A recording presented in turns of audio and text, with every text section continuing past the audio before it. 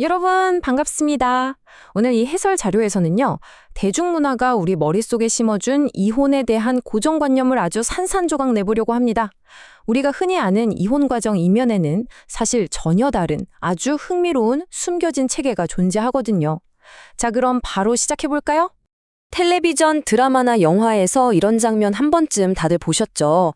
판사가 탕탕탕 망치를 두드리며 호통을 치고 부부는 변호사를 대동해 피 터지게 싸우는 그런 극적인 장면 말입니다.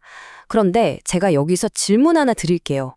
현실의 이혼도 정말 항상 그렇게 법정에서 판사의 손에 결정되는 걸까요? 여기 이 압도적인 수치를 한번 보세요. 믿기지 않으시겠지만 실제로 치열한 법정 다툼까지 가는 이혼은 전체의 10%도 채 되지 않습니다. 그럼 나머지 90%가 넘는 사람들은 어떻게 되냐고요? 법원 문턱을 밟기도 전에 이미 자기들끼리 재산이나 양육권 같은 문제를 다 합의해서 법원 밖에서 끝낸다는 겁니다. 놀랍지 않나요? 자, 그럼 왜 사람들의 인식과 실제 현실 사이에 이런 엄청난 차이가 발생하는 걸까요? 법정 이혼의 신화, 이 현상을 완벽하게 설명해주는 아주 중요한 법학 연구를 통해 그 이유를 파헤쳐 보겠습니다. 바로 로버트 므누킨과 루이스 콘하우저가 발표한 정말 기가 막힌 학술 논문입니다. 이 논문이 밝혀낸 진실은 꽤 충격적이에요. 법은 위에서 아래로 명령을 내리고 통제하는 절대자가 아니라 부부가 사적으로 협상할 수 있게 뒤에서 그림자처럼 든든한 배경 역할만 해준다는 거죠. 법은 그저 거대한 판을 깔아줄 뿐입니다. 이 법정 밖의 합의가 어떻게 굴러가는지 제대로 이해하려면 이 단어 하나는 꼭 짚고 넘어가야 합니다. 바로 사적 질서라는 개념인데요. 쉽게 말해 이겁니다. 이혼하는 부부가 자기들 스스로 앞으로 어떻게 살지 그 룰을 직접 정한다는 뜻이에요. 판사가 이래라 저래라 정해주는 게 아니라 부부 두 사람이 직접 협상해서 법적 효력이 있는 약속을 만들어내는 거죠. 자기 인생의 법을 스스로 쓰는 겁니다. 그렇다면 왜 부모의 결정이 최선일까요? 인생을 뒤흔들 만큼 중요한 결정을 부모한테 덜컥 맡겨도 되는 건지 불안하실 수도 있는데요. 법적 시스템이 이걸 왜 적극적으로 밀어주는지 그 이유를 한번 보시죠. 사실 이유는 아주 명확합니다. 일단 돈이 훨씬 덜 듭니다. 소송 비용 아낄 수 있죠? 게다가 서로 헐뜯으며 받는 그 끔찍한 스트레스도 피할 수 있습니다. 무엇보다 아이들에게 훨씬 좋아요. 솔직히 판사가 아무리 법을 잘 알아도 우리 아이가 뭘 좋아하고 어떤 상태인지는 매일 밥 먹이고 재운 부모가 훨씬 잘 알지 않겠어요? 부모의 이 우월한 지식을 활용하는 게 당연히 맞다는 거죠. 법원도 이런 효율성을 엄청나게 좋아합니다. 이게 얼마나 빠르냐면요. 코네티컷주의 통계를 보면 부부끼리 이미 합의가 끝난 이혼 청문회는 평균 딱 4분 걸린다고 합니다. 네, 4분이요. 컵라면 하나 익을 시간이면 끝나는 겁니다. 법원 입장에서는 부부가 다 정해온 서류에 고무도장만 쾅 찍어주면 되니까 굳이 시간 낭비할 필요가 없는 거예요. 자, 이제 본격적인 협상의 요소들을 살펴볼 차례입니다. 대체 부부들은 협상 테이블에 마주 앉아서 뭘 가지고 딜을 하는 걸까요? 법률 교과서를 펴보면 이혼은 딱 4칸으로 깔끔하게 나뉩니다.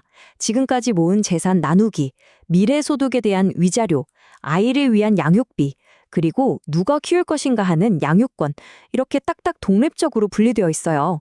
하지만 현실의 협상 테이블에서는 어떨까요? 전혀 그렇지 않습니다. 치열한 현실의 협상 테이블에서는 저렇게 깔끔하게 나뉘던 4가지 칸막이가 와르르 무너집니다. 싹 다 섞여버리고 결국 남는 건 딱 2가지 협상 카드예요. 바로 돈과 양육권. 복잡한 법정 용어 다 떼고 나면 경제적인 가치와 아이와 함께할 시간, 결국 이 2가지로 압축되는 거죠. 왜 돈 문제가 하나로 뭉뚱그려질까요? 경제학에서 말하는 공동 소비라는 현상 때문인데요. 상상해보세요. 아이를 위해 따뜻하고 좋은 집을 구하고 맛있는 걸 사 먹이면 그 집에서 아이를 키우는 전 배우자도 당연히 그 혜택을 같이 누리지 않겠습니까? 난방비나 식비를 아이목, 어른목 칼같이 쪼갤 순 없잖아요. 그러니까 부양비니 양육비니 이름만 다를 뿐 결국 다 같은 돈이라는 겁니다. 자, 이제 돈과 양육권의 연결입니다. 돈이라는 요소가 하나로 뭉쳐지다 보니 부모들은 필연적으로 이 돈과 양육에 들이는 시간을 서로 맞바꾸기 시작합니다. 이게 참 흥미롭습니다. 아이와 보내는 시간을 돈이랑 맞바꾼다? 솔직히 처음 들으면 너무 개선 쪽이라고 느끼실 수도 있어요. 그런데 현실이 그렇습니다. 예를 들어 아이에게 더 좋은 집이나 훌륭한 교육 환경을 만들어주기 위해서 양육권을 가진 부모가 자기가 아이와 함께하는 시간을 상대방에게 조금 내어주는 대신 더 많은 재정적 지원을 받아내는 식이죠.